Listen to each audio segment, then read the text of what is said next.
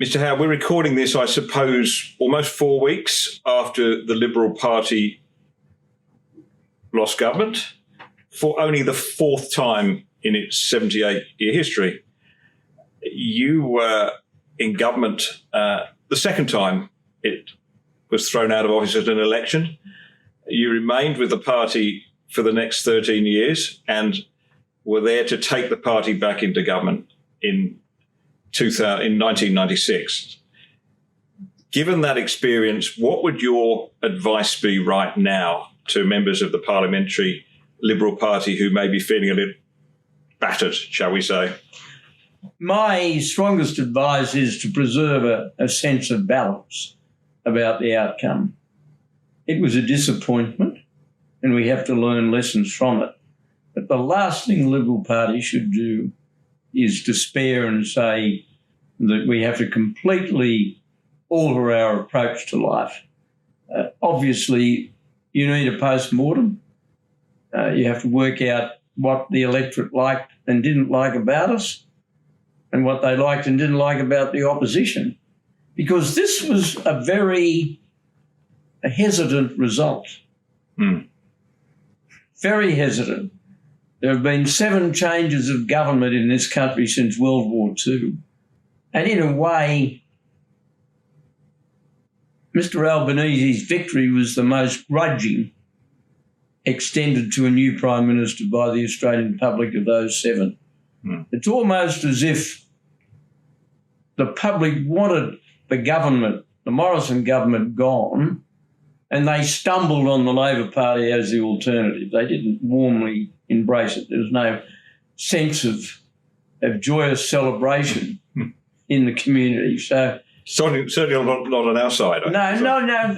Generally, look, I accept. Yeah. Look, I know what it's like to heavily lose and win very well.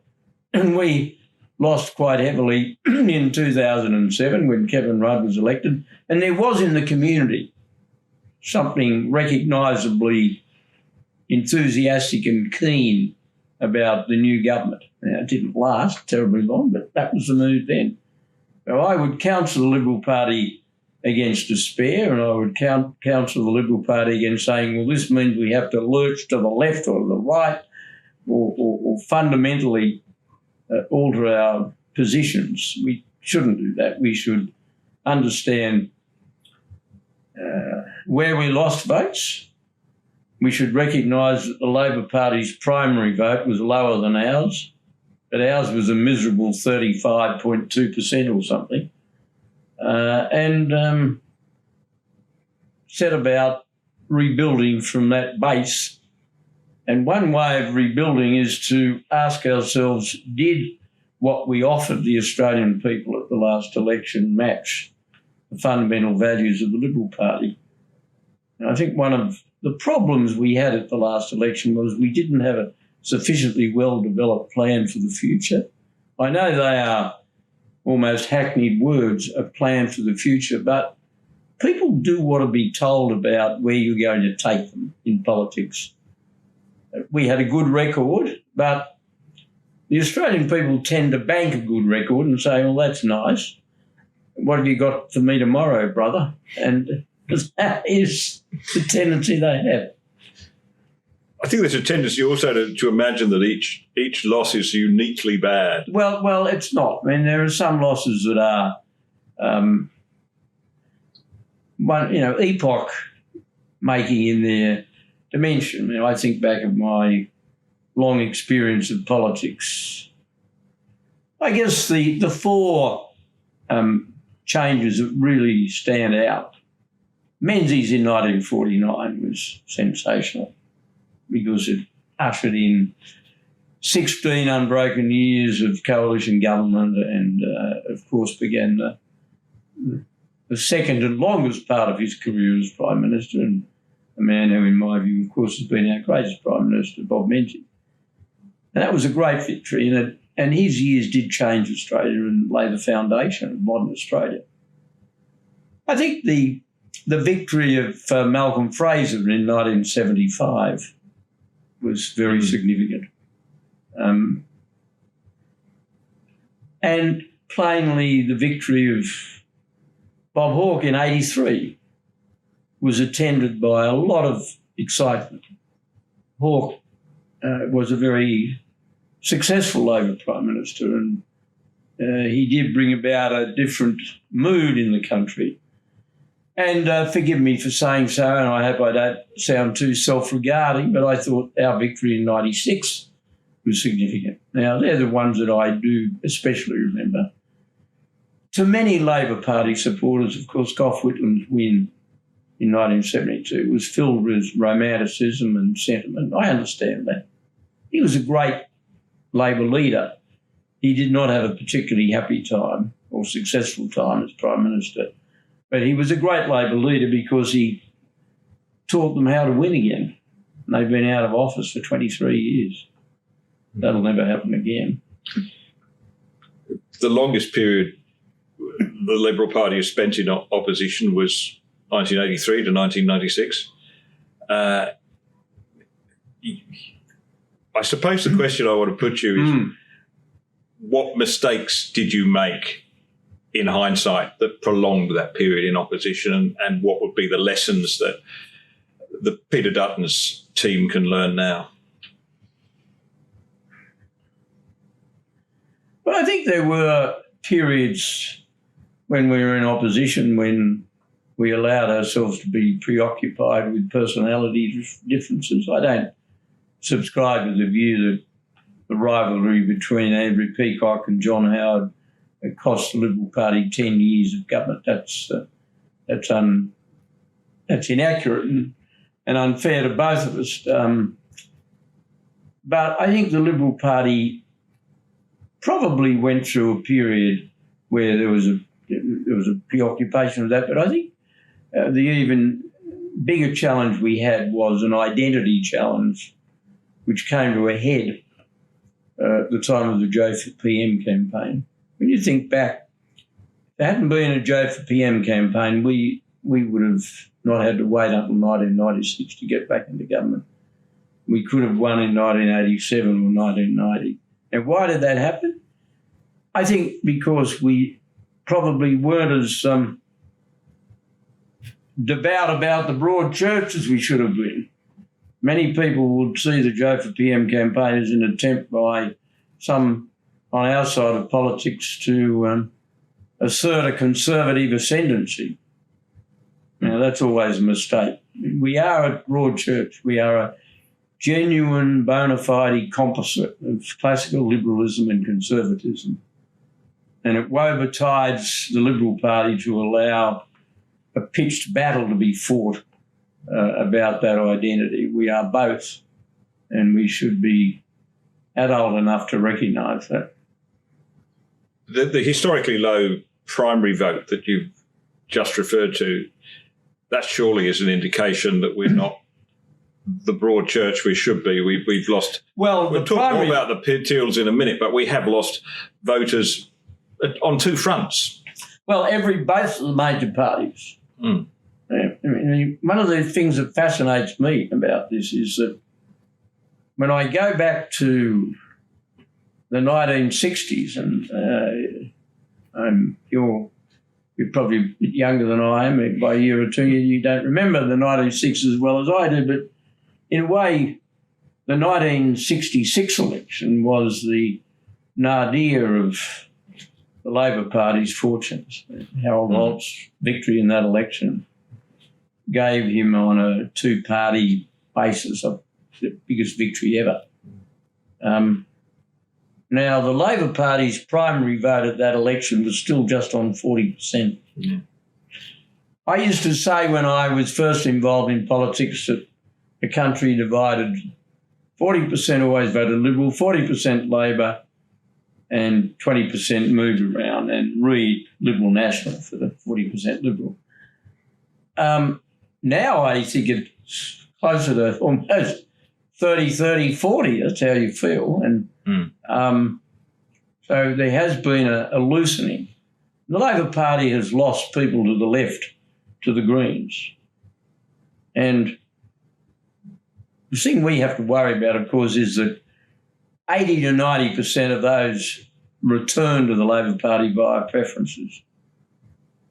In the same way, mind you, that back in the 50s and 60s, the Labor Party lost people to the DLP, and fortunately those wonderful people returned their preferences or gave their preferences to the Liberal Party.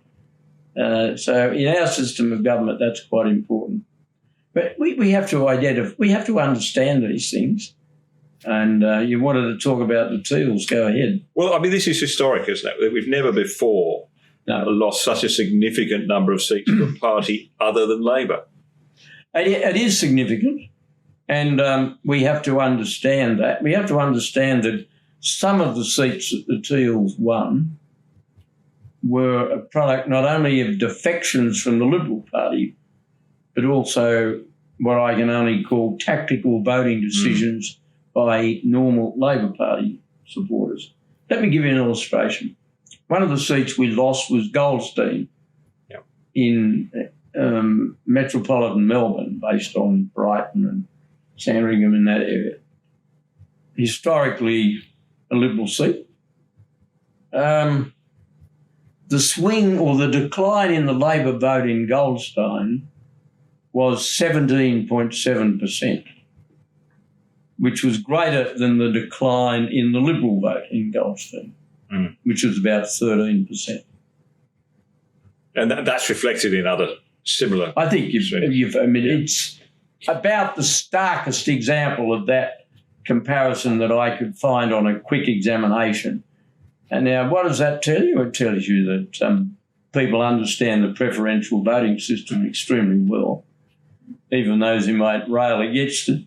And it tells you that Labor voters have worked out that there are certain parts of the country that, faced with a choice between Labor and Liberal, will always vote Liberal.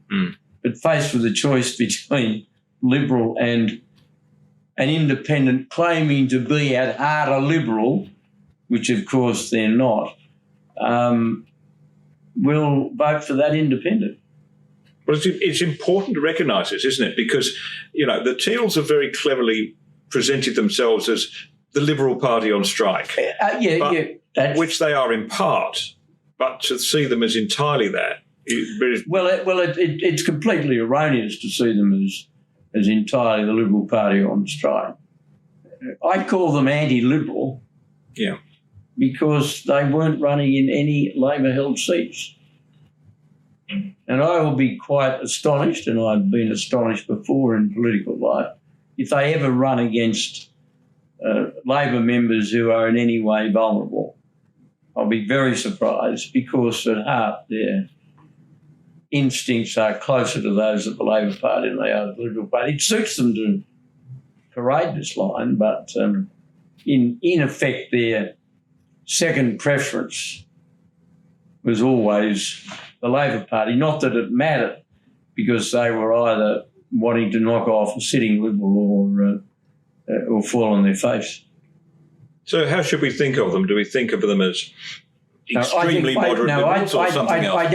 I think the important thing, Nick, is not to become preoccupied with the Teals as a group, but rather to understand what were legitimate grievances they articulated. And I use legitimate in the sense of the word, if they were grievances that could be accommodated, consistent with Liberal principle. Now, what were two things they talked about? They talked about climate change. They said we should do even more on climate change, and they talked about the Corruption Commission. I think it was a mistake of the Liberal Party not to put up its Corruption Commission bill and have it voted down. I always took the view when I was in government that if you had an issue that the Labor Party was unlikely to support, the best thing to do was to put it through the Parliament, put it through the House of Representatives, send it up to the Senate and see what the Labor Party did. And if the Labor Party voted against it, you could say to the people, well, we tried. I mean, one of our problems with the anti-corruption thing was we didn't put a bill up. We kept saying we had a bill, but Mm. Parliaments are there to pass laws. And let me give you an illustration, make a point.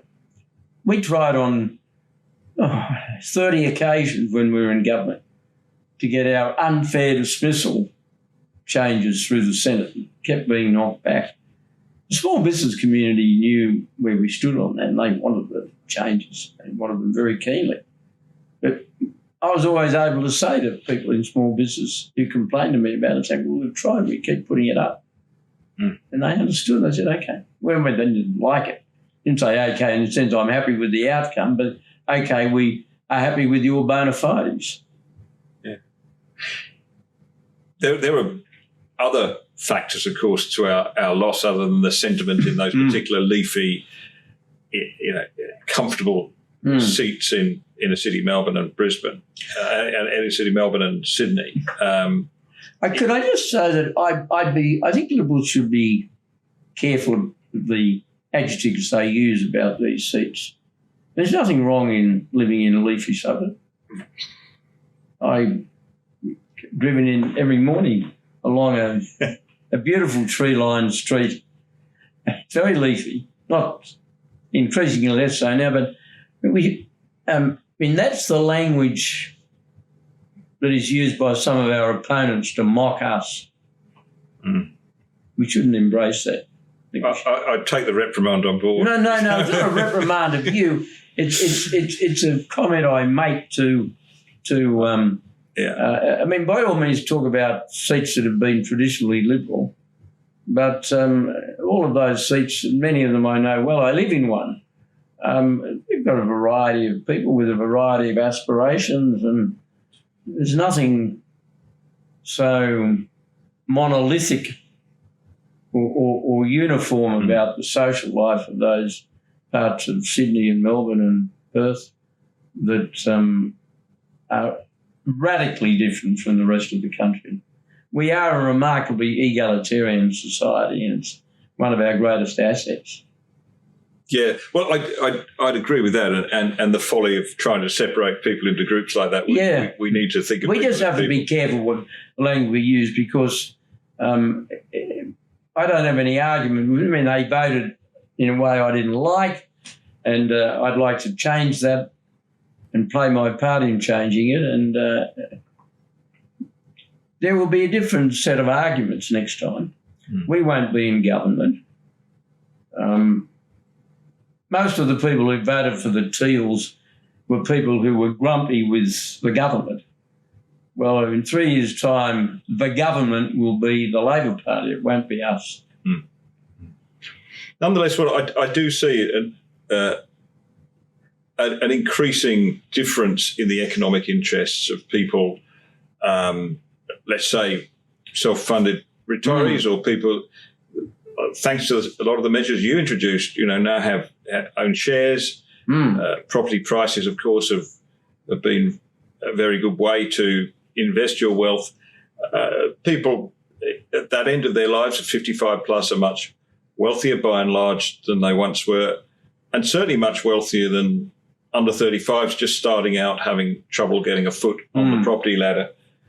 And it does seem to me that is part of the battle that's going on, that the economic interests of under 35s and over 55s are quite radically different in some ways. And the challenge for us as Liberals is to find the message that works for both. Is that a fair analysis, or would you? Well, I think that is a fair analysis, Nick. You've touched on the under 35s. Well, the biggest challenge they face is buying a home.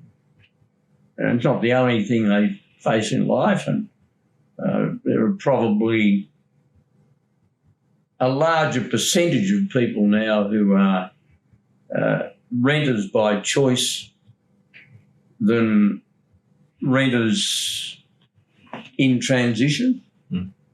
It's just because of changing social patterns. And, one of the reasons is a lot of people remain in education for longer than they used to. Possibly too long. Some too long. But one of the very good things that the Coalition did, albeit at the end, was to produce a good policy on housing. I thought that housing policy was clever. In retrospect, it might have been a good idea to have put it out early, but that's easy to say now. It was something that would have helped at the margins, probably better than what the government has put forward, but ours won't get tried, theirs will, I assume. Well, particularly important for Liberals, isn't it? Because we know, we've seen Robert Menzies increased the ownership rate. One of the great things about the Menzies period was that when he became Prime Minister, we had a housing rate, ownership rate of a little under 50% or something, and by the early 1970s, it was 70%. It's come back a bit. It was a huge change. And so we should be concerned if it's going backwards. And we should be concerned about this issue, not just because Menzies presided over a huge increase in home ownership, but because home ownership is a fundamental Liberal value. And we are a property-owning community. We should encourage people to own property because property gives you stability, continuity, satisfaction, self-worth, all of those qualities that ennoble the individual. And we are a party that wants individuals to prosper not at the expense of the collective, but independently of the collective. You mentioned the broad church, which is a phrase that we always associate with you as a way of characterising the party. I wonder if, when you coined that phrase, you imagined that one day people would become so locked in to certain badges. I'm a Liberal, I'm a Conservative, I'm a moderate. Almost like that is... Well, I actually coined the phrase, used the phrase to counter self-labelling. When I heard people saying, well, I'm a small L Liberal, well, I'm a Conservative. I think the best thing that Peter Dutton has said in the few weeks he's been Liberal leader is that I'm neither a small L Liberal nor a Conservative. I'm a member of the Liberal Party of Australia. Well, that's what I am. I have conservative views on some things, and I have liberal, even radical views on others. But I'm nothing better than being a member of the Liberal Party of Australia. I had a long chat to Paul Kelly last week, and Paul's advice is that the Liberal Party should start by focusing on the things that unite us. And in his analysis, the things that unite the party are far more numerous and far more important than the issues we think divide us. Would you agree with that? Well, he sounds as though he's been channeling me. But I've said for years that the things that unite us are greater and more enduring than things that divide us. And that applies to a whole lot of things. Years ago, the Christian church in this country was more divided by sectarianism. Divisions between Catholics and Protestants was also counterproductive and foolish. But as religion has come under the hammer and Christianity is more openly assaulted and disdained, Catholics and Protestants have quickly come to the conclusion that what unites them in defence of our common faith is infinitely more important and enduring than some of the differences that become so increasingly irrelevant as the battle goes on. And a good example, it seems to me, is economics. Back in the 80s and 90s, the period we've already talked about, it was approach to economic management that really defined the division in the party. We talked about wets and dries and so forth. Yes, I think it's a fair analogy, except that for a long time, Nick, in this country, there was an almost unspoken consensus about economic policy. Everybody 50 years ago believed in high tariffs, centralised wage fixing, a controlled exchange rate.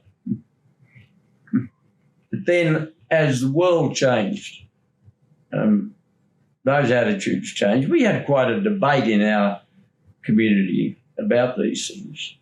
I wonder how many people now would realise that in 1975, the Liberal Party's industrial relations policy encouraged everybody to join a union of their choice.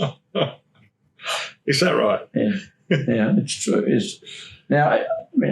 People want to join a union. That's fine. I believe in freedom of association, and I'm quite happy to acknowledge that trade unionism has helped a lot of people and done good things for a lot of people. I'm not suggesting otherwise, but because it's the spiritual birthplace of the labour movement, I'm not sure that I'd be into encouraging its expansion. No, I think it's good that you've moved on from there. Yeah.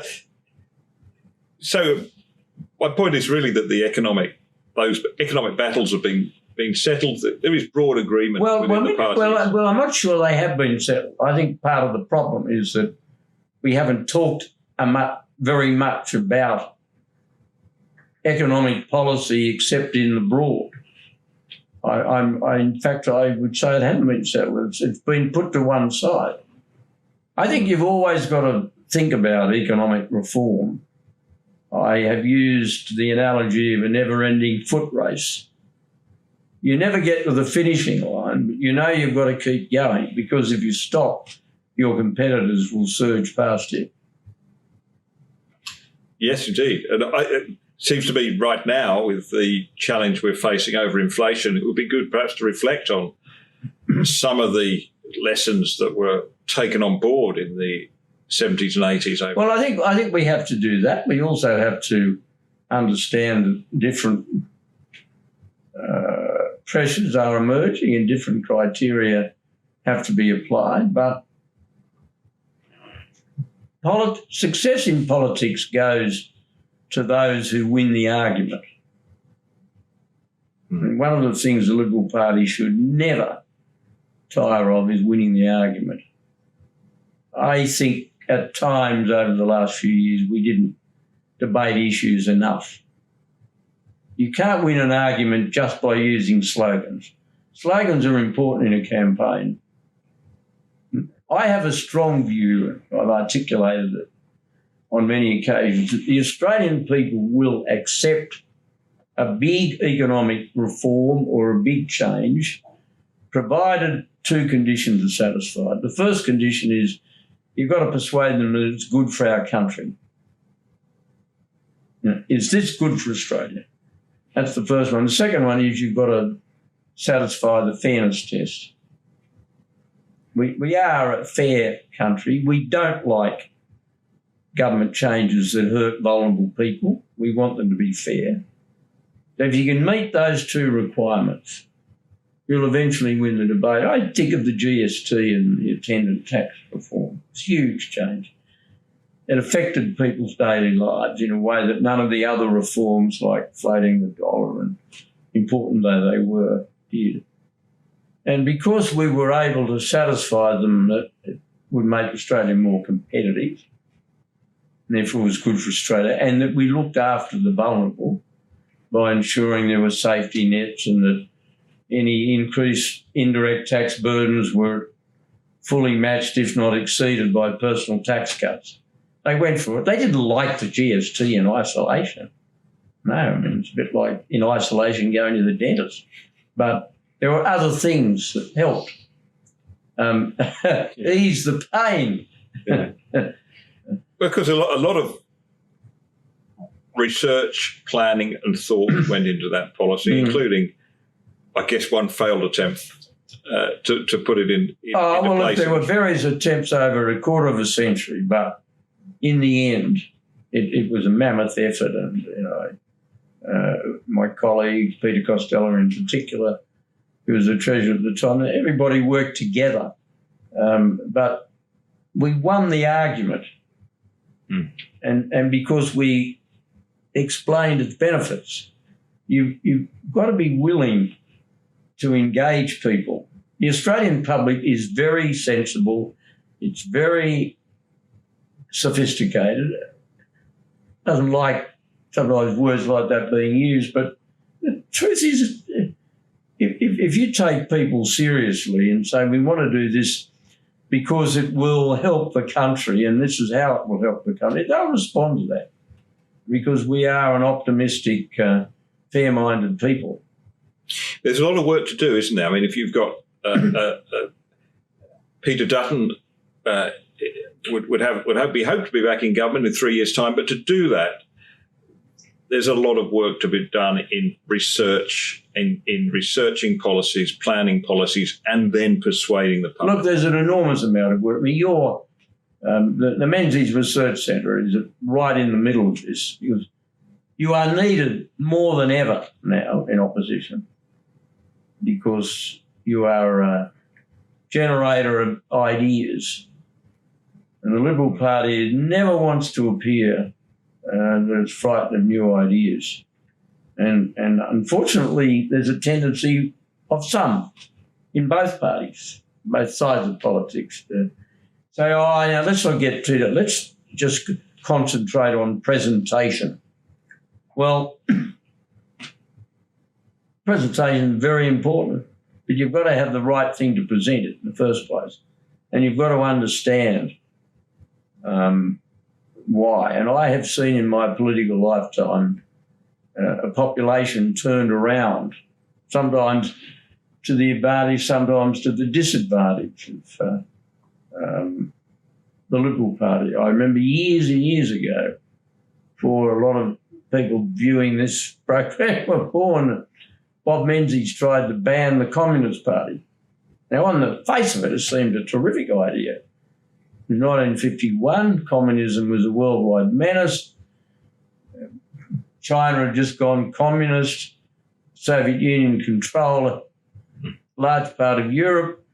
There were communist trade union officials running big unions. Gee. And he wanted to ban the Communist Party because the Constitution wouldn't allow him at the moment to do so. So he said, let's just tweak the Constitution so we can. And he started off with polls were saying he had an approval rating of 70 or 80% on that proposition. And as time went by, that lead was whittled away. It was whittled away because people said, well, just sure, communism is bad, but people have got certain rights and they shouldn't be denied a living or denied the opportunity of advancement just because they're a communist. And bit by bit, people said, well, no, this is not such a good idea. In other words, the other side, which was led by the Labor Party at the time, won the argument. And the referendum went down, and there have been plenty of cases since where our side won the argument. And you mentioned the role of the Menzies Research Centre. It seems to me Menzies spoke of, he once said, look, we're not here just to win an election. We are here to win something for the country. And it's always seemed to me that others can get on with the job of winning the election. Our job as a policy research centre is to ensure that having won the election, we've got something in there which will be of benefit for the country. We don't just get across the line on the unpopularity of the other team or by maligning their character as perhaps Labor has done this occasion. Well, I think all of that is absolutely right. You've got to have a clear idea of what your core beliefs or what your faith is and what you want to do when you get into power. And if you don't have that, you'll fail as a government. I mean, I look back on the years we've been in power since I've been involved in politics, and the most successful years on both sides of politics really have been when you've had an agenda to introduce. There's nothing more rewarding in public life than to be given the opportunity to implement a serious reform, get it through, and then see its benefits. But if you don't have the ideas in the first place, and that is where bodies like the Menzies Research Centre come into play, if you don't have those ideas in the first place, well, when you get to power, you lose direction, and eventually lose office. Let me go back to the things the party tends to quarrel about: climate change, some social issues. How do we accommodate people with radically different views in a party like ours? Well, in a party like ours, you've got to accommodate them by openly accepting that there's a range of views, debating them, and then uniting behind the outcome. There's no rocket science involved in that. And the climate change issue is difficult because there is a range of views in our party. I mean, I have said quite openly that I'm an agnostic on climate change. I'm not utterly convinced that all of the science is in. I'm not. But I accept that is probably a minority view at the moment. And I go along with what the party decides, but there has to be a civility about the arguments. There has to be an acceptance that there is a way of resolving these arguments, but they've got to be conducted on a rational basis, and they've got to be based on fact, not on emotion or pseudo-religion. Agnostic has a particular meaning, and I'm not an agnostic on most things, but I am on climate change. Civility is an interesting question, isn't it? Because during your time in government, people forget this, but I remember there was some very uncivil debate and comment about you. We used to talk about a whole group of people called the Howard haters who would be quite vociferous and quite crude in their attacks on you. But it does seem to me this has gone to a whole new level with social media, which didn't, for a large part, exist during your time in government. Do you agree that... I agree that social media has intensified the vitriol. It's something I'm not directly aware of because I don't use social media. It's a luxury people much younger than I perhaps can't afford, but I don't use it. I'm not sorry that I'm in that happy position. I think it has all the things, and maybe it'll find its level. We've got to learn to handle social media, to win the debate in social media, but not in the process, of course, to forfeit things that are valuable components of a liberal being. But it must make governing harder. Well, it does make governing harder, but if you, the old Harry Truman quote, if you can't stand the heat, get out of the kitchen. I mean, I recall during when you would have been in power, catching the train to work and people would be reading one of 3 or maybe 4 newspapers. Now they're all looking at their mobile phone. Who knows what they're looking at? Well, but a lot of them are looking at mobile phones that carry newspapers. I mean, even I find that sometimes when I'm driving around, I'm reading the Oz on my mobile phone. But there's a whole lot of other things people could be reading too. Yeah, well, it's different. But in terms of the political debate and persuading people, obviously makes life hard. Well, it makes it different. You don't have to despair. It's hard, but it's more importantly, it's different. And let's not cut them any slack. No, that's right. So there are challenges for the Liberal Party, obviously. Big challenges, some new challenges that we haven't seen before. We've already spoken of those. Overall, though, how do you now view the Liberal Party? Well, the Liberal Party has obviously had a disappointing federal election result, but it was in power for 9 years, which was longer than the combined Rudd-Gillard-Rudd period, longer than the period in office of the Fraser government, and longer than the period in office of the Whitlam government. Now, let's preserve a sense of proportion.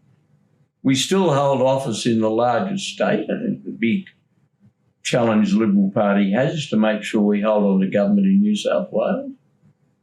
And that's got an election early next year. There's no natural party of government in Australia. There never has been. sometimes you've had long periods of federal government on one side matched by long periods of state government on the other. When I was Prime Minister, I never dealt with a Liberal Premier of New South Wales. Yeah.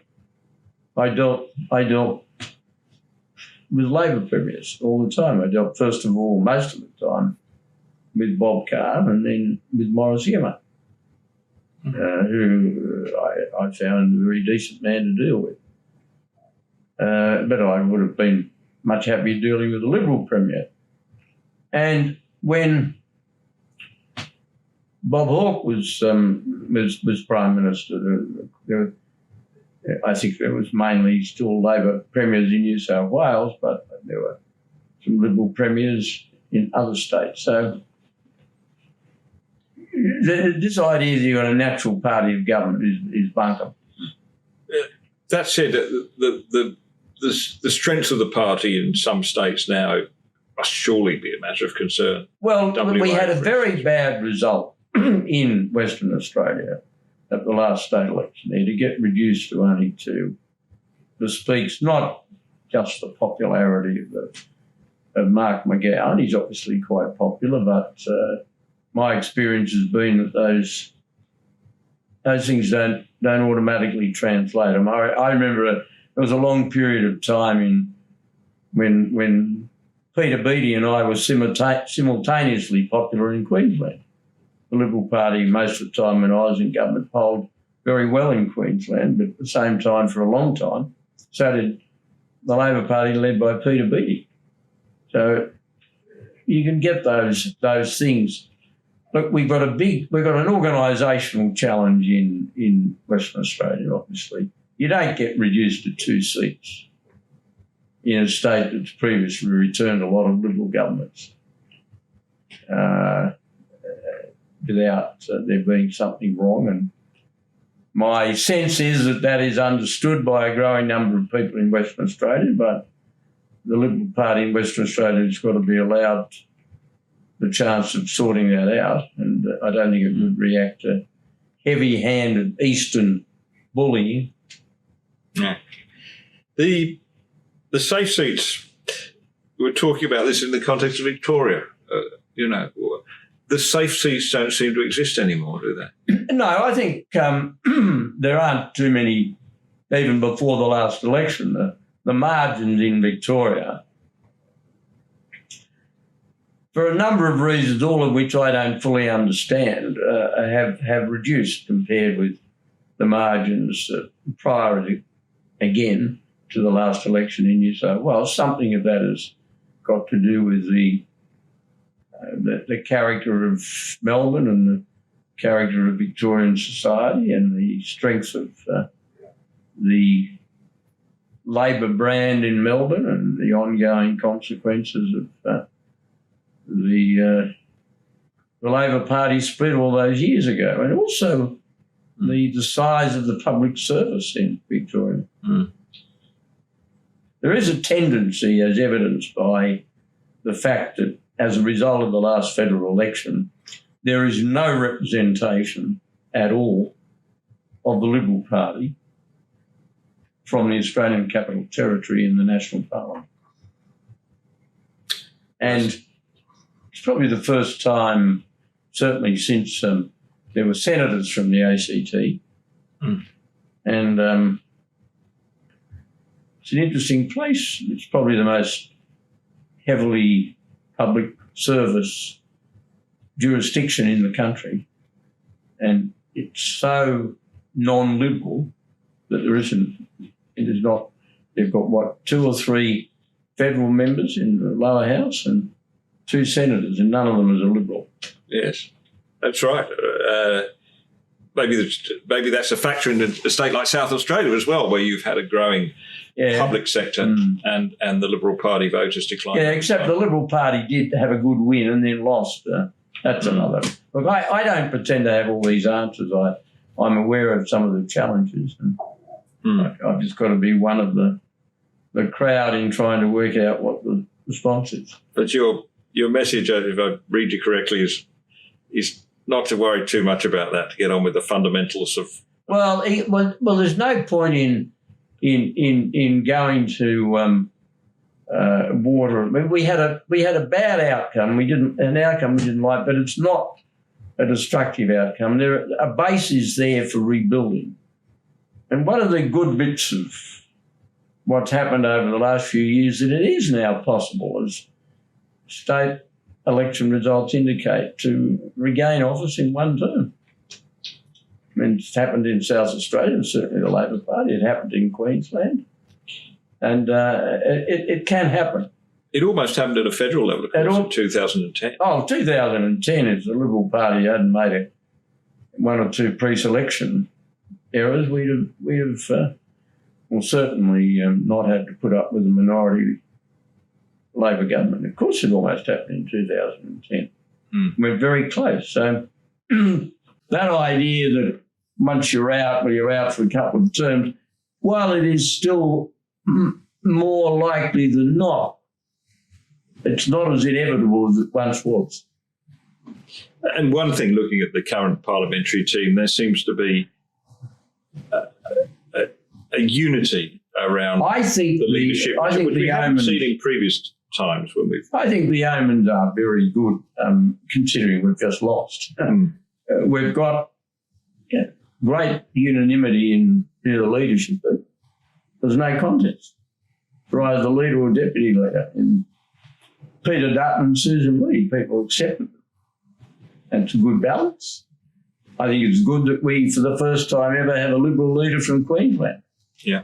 We've had plenty from Victoria and New South Wales. We had one from South Australia. But I think it's a good idea we got somebody from other than New South Wales and Victoria. Not that I've got anything in my opinion, but I mean, I don't sort of have too many state loyalty, none whatever. In fact, I'm interested in the benefit of the whole country. But therefore, having somebody from Queensland for a change is a good thing. I think his choices of shadow cabinet have been excellent. Got some good new people. I think when it comes to personnel, the biggest single loss in the last election is Josh Frydenberg. It was a real tragedy for the party because a person of great ability, been a very good treasurer, been a diligent local member. And according to all the lights, he should not have lost, but I don't think he's lost more than 3 years. I think he'll be back one way or another. I think so. I do. I'm sure. It's encouraging. Finally, I just want to deal with the issue of what we call the culture wars. There's been a tendency to think that's a distraction from the real business of politics.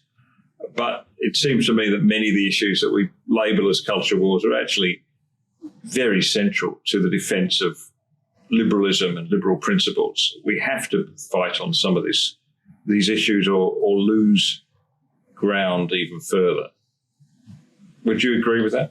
Oh, look, of course I would agree with that. It's like the very expression culture wars is it's invoked to intimidate centre-right people from questioning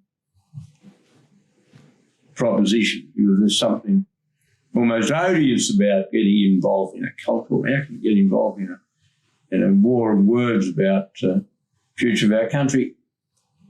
It's about defending, when necessary, traditional values. I mean, I take the view that you ought to hang on to things that we've always hung on to if they continue to be of benefit to the country. But when they're no longer of benefit to the country, you get rid of them.